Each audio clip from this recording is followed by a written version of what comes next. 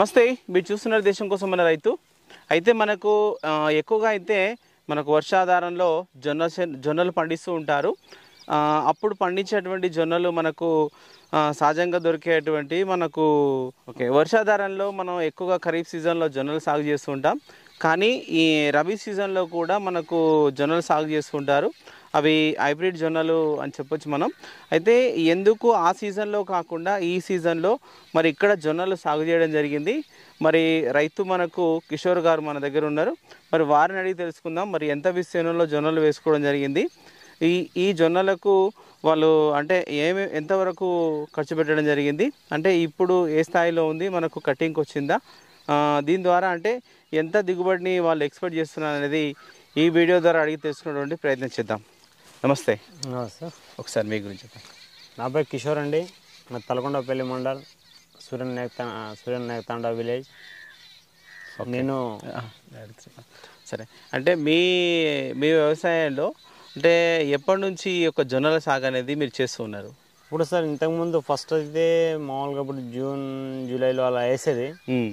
అది ఏమవుతుందంటే వర్షాలు కలిసి మామూలుగా తుఫాన్ ఇట్లా వచ్చి జొన్న మొత్తం నల్లబడిపోతుంది, నల్లగా అవుతుంది. దానివల్ల అప్పుడు కొద్దిగా ఇబ్బంది అనేది ఉంటుంది. కాబట్టి అప్పుడు కాకుండా ఇది ఎప్పుడు వేసుకుంటున్నాం సార్ ఇది. ఓకే, అంటే మనకు ఆ సీజన్లో వర్షాలు పడి మనకు ఇబ్బంది అవుతుంది అనేసి ఇప్పుడు వేసుకురు. అవును. అయితే ఇవి పచ్చజొన్నలేనా? పచ్చజొన్నలే సార్. ఓకే, అంటే ఈ పచ్చజొన్నలు మనకు సాగు చేయాలన్నప్పుడు ఏ సీజన్లోనైనా మనం వేసుకోవచ్చా? అంటే అప్పుడు వేసుకోవచ్చు, ఇప్పుడు వేసుకోవచ్చు? ఎప్పుడన్నా వేసుకోవచ్చు. ఓకే, అయితే ఇప్పుడు వేసుకున్నప్పుడు మీరు ఏ మాసంలో వేసుకున్నారు, ఎలాంటి జొన్నలు ఎంచుకోరు? అంటే మనకు పచ్చవి తెల్లవి అని ఉంటాయి కదా. తెల్ల జొన్నలు మామూలుగా అయితే మేము వేసుకోం సార్, అది పచ్చ జొన్నలు వేసుకుంటాము. ఓకే, ఇది ఏసీ గంట ఎంత 3 months అవుతుంది. ఏ నెలలో వేసుకురు? 3 months అంటే ఇది డిసెంబర్లో సార్. ఓకే, డిసెంబర్లో వేసుకున్నారు. ఎంత భూమి ఉంటుంది ఇది? ఇది 10 గుంటలు ఉంటుంది. 10 గుంటలో పావు ఎకరాలో వేసుకురు. ఓకే, అంటే ఎప్పుడు ఈ పావు ఎకరాలో వేసుకుంటారా, ఇంకా ఏమన్నా ఎక్కువ వేస్తారా? అంటే ఎప్పుడు ఇదే భూమిలోనే కాదు, 10 గుంటలు కావచ్చు, అర్ధ ఎకరా కావచ్చు, ఇంకా పక్కపల్లి మార్చుంటాం అన్నట్టుగా. ఓకే ఓకే, సరే. అయితే మీరు దీంట్లో ఏమైనా సీడు అట్లాంటి రకాలు ఉంటాయా? అంటే మనకు మీరు ఎంచుకునేటప్పుడు మామూలు గింజలు తెచ్చి వేసుకుంటారా, లేకపోతే సీడ్ గింజలు తెచ్చుకుంటారా? ప్రతి సంవత్సరం మామూలుగా మా ఇంట్లో ఇప్పుడు మేమైతే ఏదైతే యూజ్ చేస్తున్నామో తింటున్నామో అదే లోకల్దే తెచ్చి వేసుకునేది సార్. కానీ ఈసారి ఏం చేసినామంటే సరే వీళ్ళు వాళ్ళు వేసుకొని ఇప్పుడు సీడ్ తెచ్చుకున్నాం. ఇది నందిని సీడ్స్ సార్. ఇది నందిని సీడ్స్. నందిని సీడ్స్ అది తెచ్చి వేసుకున్నాం. ఇది హైబ్రిడ్ ఇది. ఓకే, అంటే ఇప్పుడు హైబ్రిడ్ అంటే మనకి ఎన్ని నెలలు పడుతుంది రావడానికి? 100 days పడుతుంది సార్. 100 రోజులలో మనకు పంట పూర్తి అవుతుంది, కటింగ్ అయిపోతుంది. ఓకే, అయితే ఈ 10 గుంటలకు మీకు ఎన్ని గింజలు పట్టినాయి? ఒక ప్యాకెట్ ఉండే చిన్న చిన్న ప్యాకెట్లు. ఎన్ని కేజీలు ఉంటాయి? నేను ఆ ప్యాకెట్స్ వచ్చేసి 5 kgs ఉంటుంది. 5 kgs ఉంటాయి. ఓకే, ఈ 5 kgsకు మీరు ఎంత ఖర్చు పెట్టారు? 700 రూపాయలు ఖర్చు పెట్టి ఒక 5 kgల జొన్నలు ఇక్కడే వేసుకున్నారు. అయితే మనం వేసుకునే ముందు వేరే పంటలాగా కూరగాయలు మనకు అట్లాంటి వాటిలాగానే మనం ఎరువులు వేసుకోవాలా ఏమన్నా భూమిలో, లేకపోతే మీరు డైరెక్ట్ వేసారు? ఎరువులకి ఏం వేసుకోలేదు, డైరెక్ట్ వేసుకున్నాం. కాకపోతే వేసుకున్నప్పుడు ఇది DAP గోదావరి మంది వేసుకుని కింద. ఓకే, అంటే మనకు జొన్నలతో కలిపేసిరా ఎట్లా? జొన్నలతో కలిపేసిన అంటే ఫస్ట్ మంది వేస్తే తర్వాత జొన్నలు వేసేసిన. అంటే ఇప్పుడు ఇది మనకు నాగలితో వేసుకున్నాయా, లేకపోతే మీరు ఎట్లా? నాగలితో వేసినాయి సార్. అంటే నాగలితో సాలు తోలుకున్నారు.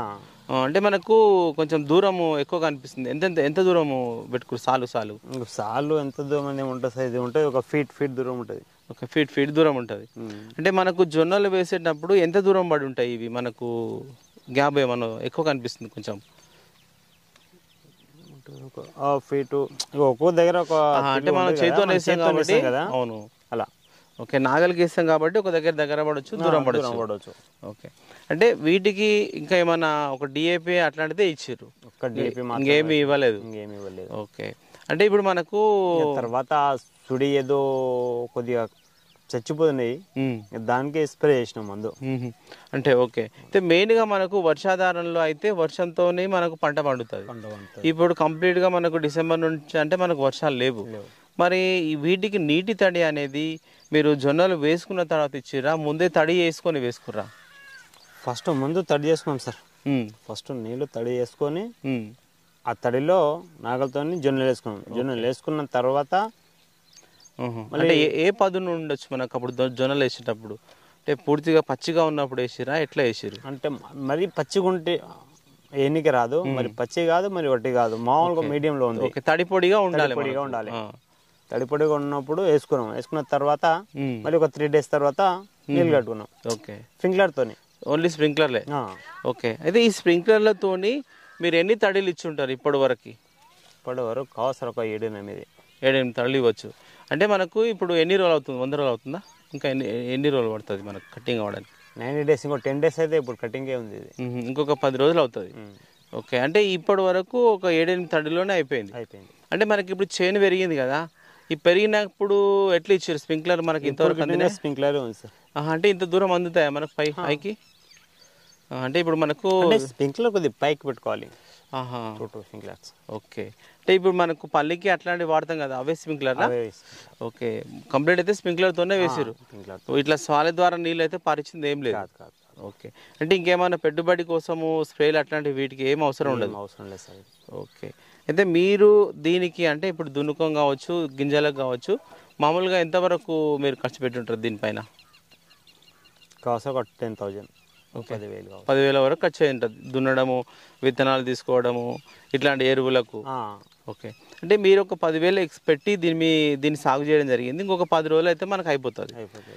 అంటే మనకు ఎంత వరకు దిగుబడి వచ్చే అవకాశం ఉంటుంది దీనికి? ఉంటుంది సార్, ఇప్పుడు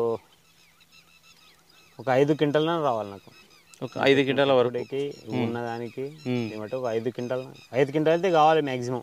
ఒక 5 క్వింటాలు. సరే, అంటే ఇప్పుడు ఈ జొన్నలు అయితే మనకు ఒక క్వింటాల్కి ఎంత ధర ఉంది? ఇప్పుడు సార్ 10,000 ఉంది. ఓకే, ఒక క్వింటాల్కి 10,000 వరకు ధర ఉంది. అంటే మనకు కరెక్ట్ ఒక 5 క్వింటాలు వెళ్తే దాదాపు ఒక 50,000 వరకు మనకు ఒక 10 గుంటల్లోనే మనం తీసుకోగలుగుతాం. ఓకే, సరే. ఓకే, చూడండి, మనకు ఇవేంటివంటే మనకు హైబ్రిడ్ జొన్నలే. అయితే కాకపోతే మనకు సీజన్లో ఎక్కువగా మరి సహజంగా పండేటువంటి జొన్నలు పండిస్తుంటాం మనకు జూను, జూలై ఆ మధ్యలో వేసుకొని. కానీ అక్కడ మనకు తర్వాత ఎదురయ్యేటువంటి వర్షాలు, అట్లాంటి తుఫాన్లు ఏమైనా వచ్చినప్పుడు మనకు జొన్నలు కంప్లీట్గా నల్లబడిపోయేటువంటి అవకాశం ఉంటుంది కొత్త దశలో ఉన్నప్పుడు. అలాంటిది తప్పించుకోవడం కోసం మన రైతులు అయితే ఈ యొక్క మనకు రబీ సీజన్లో కూడా మనకు దొరికేటువంటి హైబ్రిడ్ జొన్నలు కేవలం 100 రోజుల్లోనే మనకు క్రాప్ వచ్చేటువంటి జొన్నలను ఎంచుకొని సాగు చేస్తున్నారు. అలా సాగు చేసినటువంటి రైతే మనకు కిషోర్ గారు దాదాపు ఒక 10,000 వరకు ఖర్చు పెట్టి ఈ యొక్క 10 గుంటల విస్తీర్ణంలో సాగు చేయడం జరిగింది. అంటే ఈ పంట పండితే ఒక 5 క్వింటాల వరకు వాళ్ళు ఎక్స్పెక్ట్ చేస్తున్నారు. అంటే మనకు ఒక 10,000 ఖర్చు పోయినా ఒక 40,000 వరకు మనం దీని ద్వారా ఆదాయం పొందేటువంటి అవకాశం ఉంది. ఓకే, ఇది వీడియో చివరి వరకు చూసిన వాళ్ళైతే లైక్ చేయండి, షేర్ చేయండి, కామెంట్ చేయండి. ఓకే, సరే. Okay sir.